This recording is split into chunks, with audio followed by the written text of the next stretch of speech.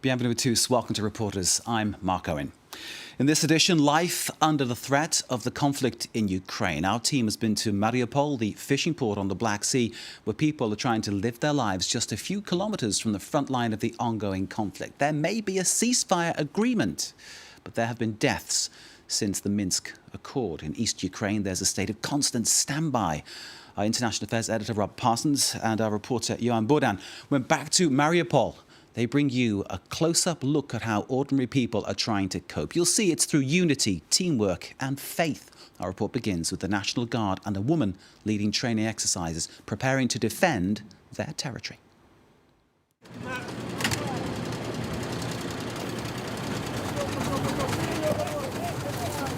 Attack! Attack! Get behind! 2 steps apart!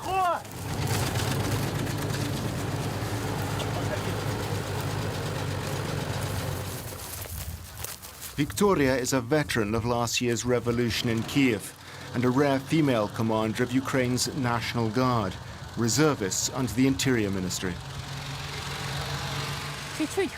Not too bad. They're new recruits. We're training them.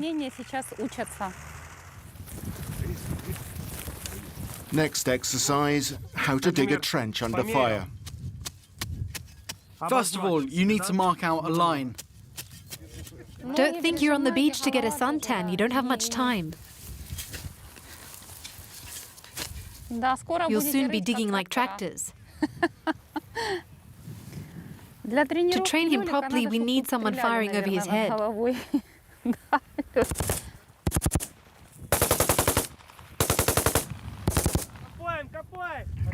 the hell is that firing? Don't worry, it's just training. Why didn't you warn us? The idea is to be ready, to make them understand it's for real. We have to defend our country.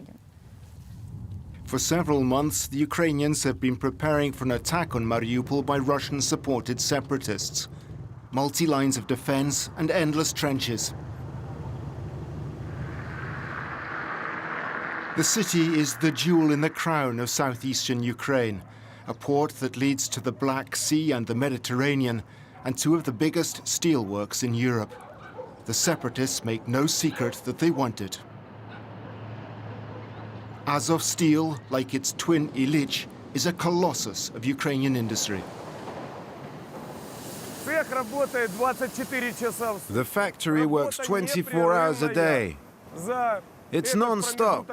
Since we began work in 1973, we've rolled out 61 million tons of steel. Frankly speaking, we're working to ensure that Ukraine stays alive. The workers here have made a choice for Ukraine. A year ago, it was their volunteer militia that chased the separatists out of the city. 35,000 employees, that's almost 15% of the working-age population of Mariupol. Oleg is proud to have worked at Azov for 20 years. This factory is really huge for the future of Ukraine. It keeps us in work and gives hope to thousands of people. It would be really difficult for our country without industrial giants like this one, or ones like an Ilyich. The furnaces are just a few kilometers from rebel positions, but since the start of the war, not a single shell has come this way. The district of Vostochny, 5 minutes drive away, has not been so lucky.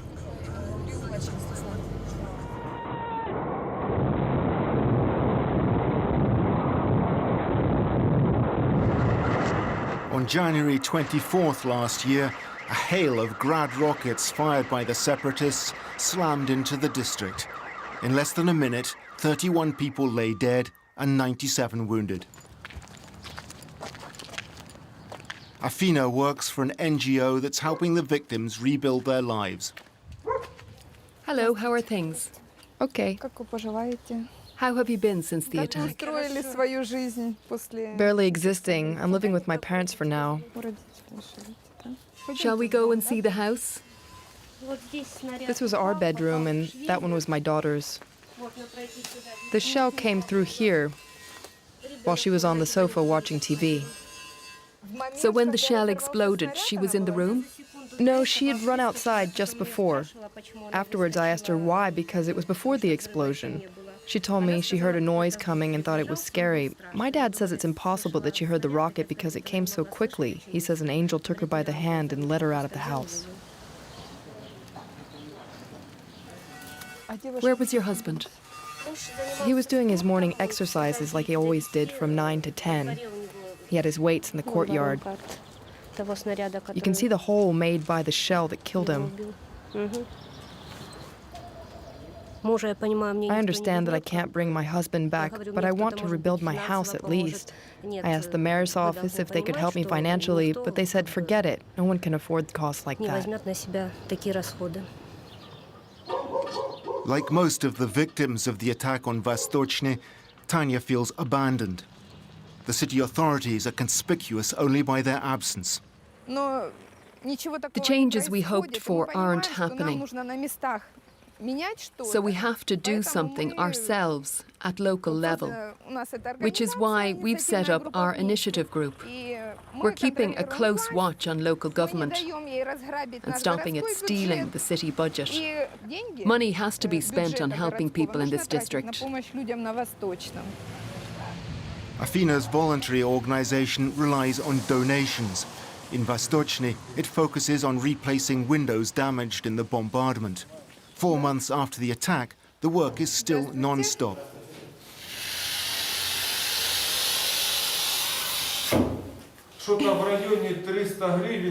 Each window costs about 14 euros, but we give them for free. 14 euros is a lot for most people if you consider that the average pension is around 50 euros a month. And some people need to replace 10 windows. We cut them, and if they can fit them themselves, good. If not, we do it.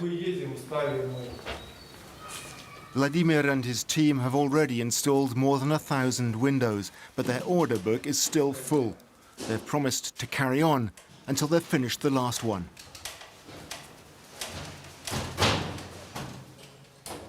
Since the ceasefire in February, no more rockets have fallen on Mariupol, but the threat of a separatist offensive still looms large. And the front line is just a few kilometers away. Everything okay?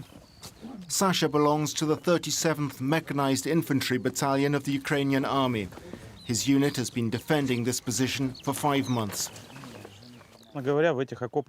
This is where the soldiers of our battalion defend Ukraine and our border. Our enemy is just over there.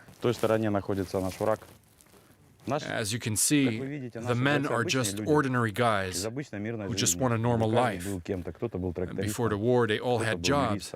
They were tractor drivers, lawyers, construction workers, factory workers. Sasha used to work in finance. Now he's chosen to fight. Since the ceasefire, more than 100 Ukrainian soldiers have died in eastern Ukraine. And here, scarcely a day passes without casualties.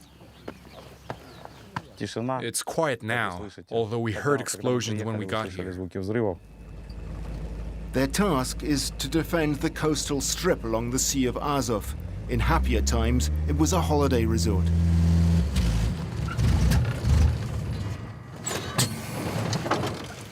I love you, I love you.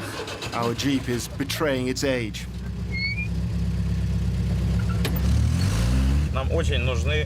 We desperately need good military vehicles.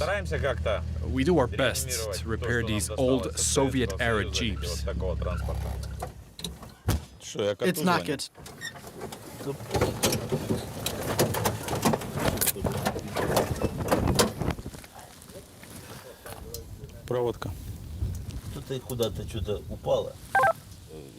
Do something. We need to be evacuated. And very quickly.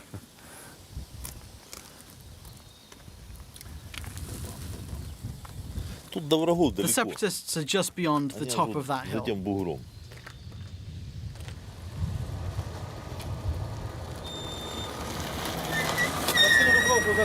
Good to see you guys.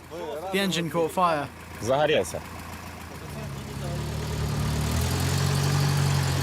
We head for the headquarters just behind the front line.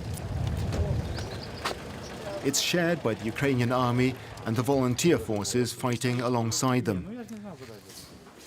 Despite some rivalry, the war is molding them together. We did have a sense of identity before, but it was ephemeral. Now we all understand it very clearly. We became independent 23 years ago, but it was like a gift. We didn't have to fight for it. But this war has confirmed our right to be independent for the rest of time. Without wishing to sound stupid, I want to thank Putin for this. He has forced us to understand what Ukraine means for. That's it. Stay here, don't go outside.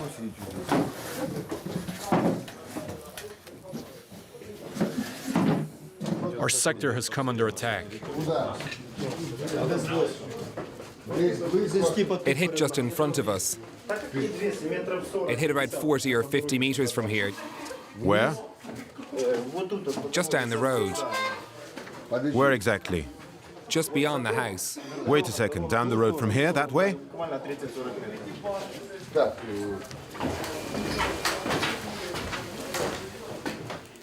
As the shells fall outside, time for a few moments' quiet reflection. Igor has just got married. An ex-Afghan vet who fought for the Russians in Chechnya and Mugabe in Zimbabwe. He finds himself fighting for the first time for his beliefs and loved ones, and against his former comrades. They have their convictions, I have mine. I don't know what I will do if I come face to face with them. If it's me or them.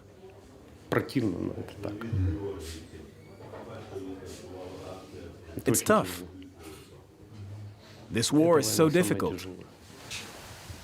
Divided friends, fathers against sons. It's that sort of war. Most would rather not think about it.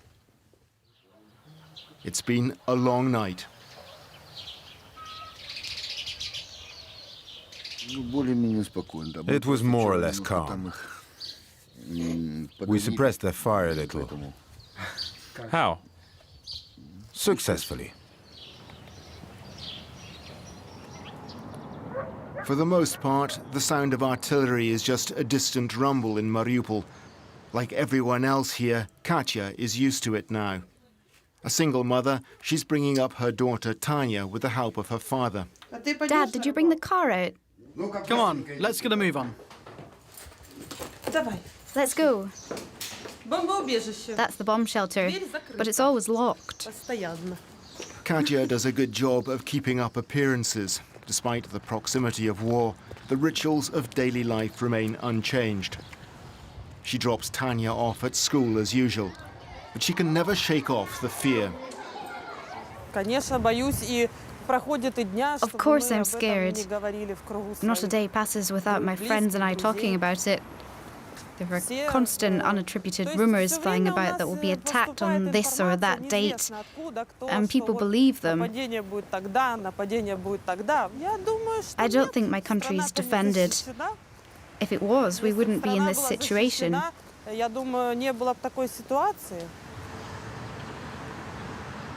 In the virtual absence of the police, responsibility for public order in Mariupol has largely fallen on Victoria's National Guard.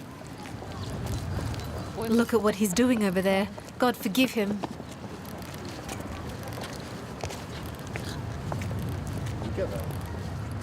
Chasing drunks is one thing, but Victoria sees her main role as keeping track of what she sees as the enemy within.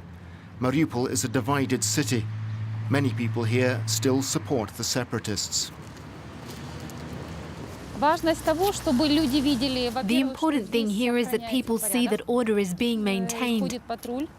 It's important too that people see us patrolling on foot. It reassures them, while anyone planning terrorist acts knows that one of our patrols can appear at any moment.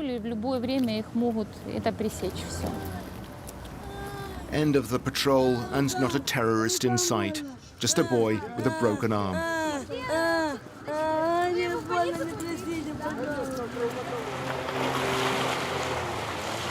At the seaside in Mariupol, another day drifts slowly to its close.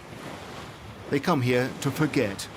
to pretend for a while that they occupy a different reality.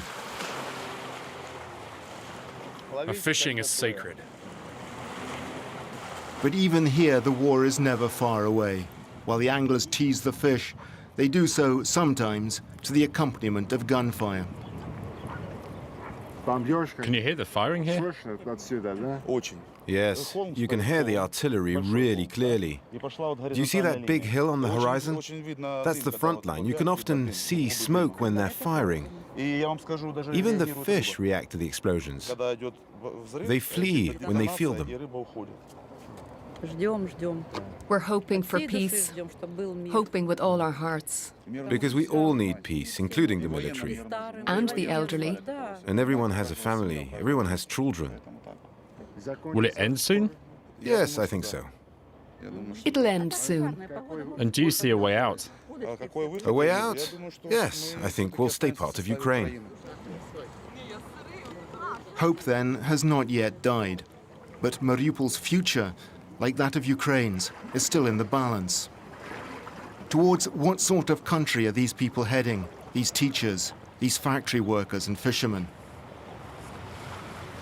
A country forged in adversity, or one left divided still and prey to the whims of others? A report there from Ukraine by Robert Parsons and Johan Boden. That concludes this edition of Reporters, but stay with us here on France 24.